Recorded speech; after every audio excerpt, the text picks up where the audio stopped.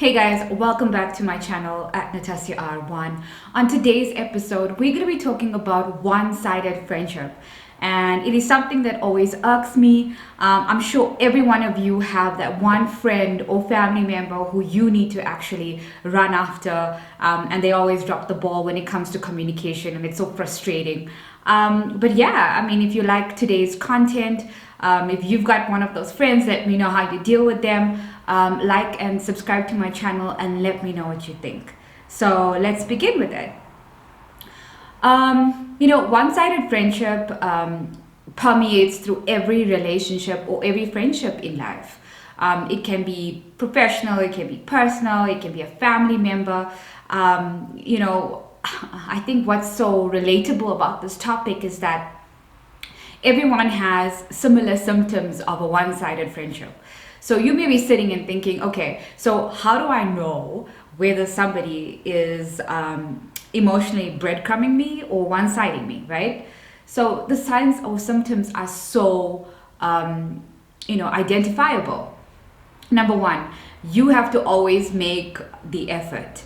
If you find yourself in the position of always inviting the person out for coffee or checking in on them, whether it's a WhatsApp message, whether it's a, hey, how you doing? Or, dropping an email to try and create some level of communication, that's a clear sign, guys.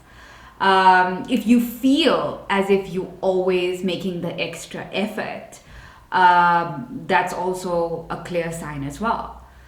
Another sure sign is if a person reaches out to you only if they want something. So I've had a lot of friendships where it was one-sided, and I used to always make the effort. I used to always run after the person.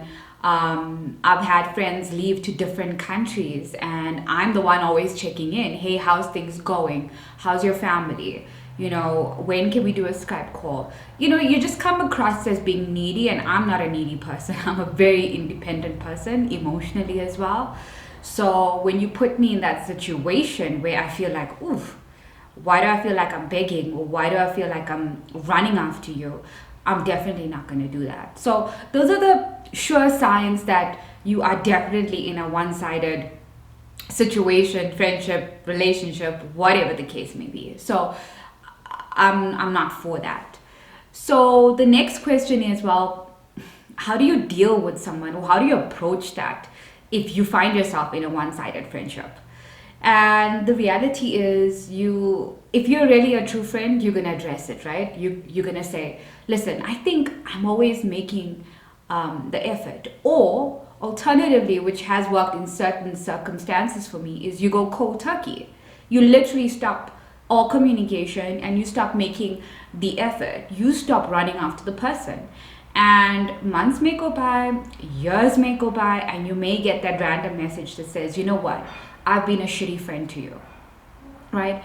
For me, if you own that and you come to me and you're like, listen, I own it. What can I do to repair the friendship? How can we make a fresh start? I actually appreciate that. Whereas someone who's always playing hard to get in a friendship, I mean, how pathetic is that? So for me, I think it's either you take the first step and address it and be like, listen, I think I'm always making the effort here, and something's got to change. You either got to make more effort. You got to show me that you want to have this friendship. It shouldn't just be driven by me, right? So yeah, I think those are some of the tips that I've used. Also, when I've gone cold turkey, I find people reaching out to me and be like, hey, what's up? You literally become a stranger. And yeah, because that's how friendship or relationship works. It's two-way. It's not one-sided communication. It's not only one person making the effort, guys.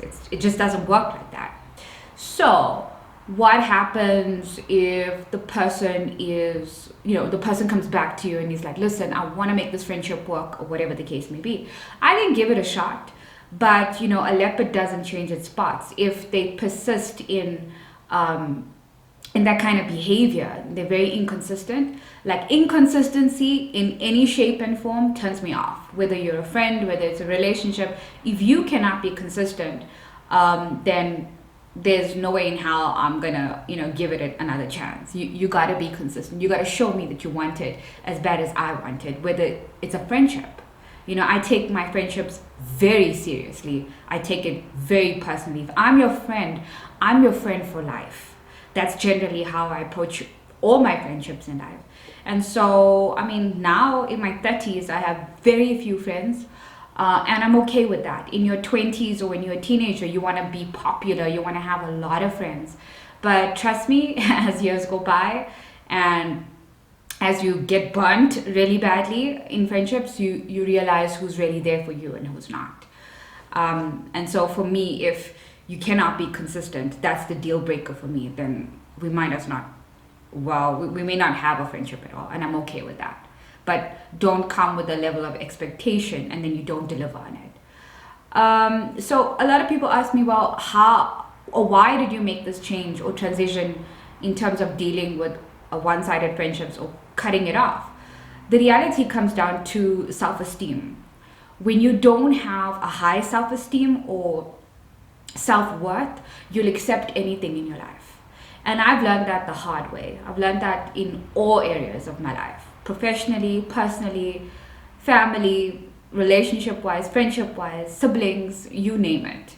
But if you don't have a high self-worth, you will tolerate any bullshit in your life. And I've just come to a stage in my life where I don't have time for kids, in the sense of childish behavior. I don't have time for that. I am focused. I know what I want. I know what I want to achieve. And I know who I want around me. And if you cannot deliver on those non-negotiables, being consistent, wanting the friendship as much as you do, two-way communication, showing up. If you cannot do the bare minimum for me, then we don't have a friendship and I'm okay with letting you go. So at this stage in my life, and that's what I would highly recommend to a lot of people, is assess your friendship circle and assess whether people are really there for you or really there to extract from you. So how I know that I have good set of people is they add value. I feel energized. I feel regenerated when I talk to that core of people. And I feel safe. If a friendship does not make you feel safe, you're always questioning it. You're always questioning your worth after that engagement or interaction, or you don't know where you stand with that person. That's not a friendship. That's not. You gotta be bold and you gotta make the right decision for your life in every, aspect of your life. So yeah, guys, I hope you've enjoyed this short topic on one-sided friendship. Let me know if you've dealt with that friendship, relationship, whatever, and let me know how you've dealt with it. So if you like today's topic, like and subscribe to my channel and let me know your thoughts. Cool.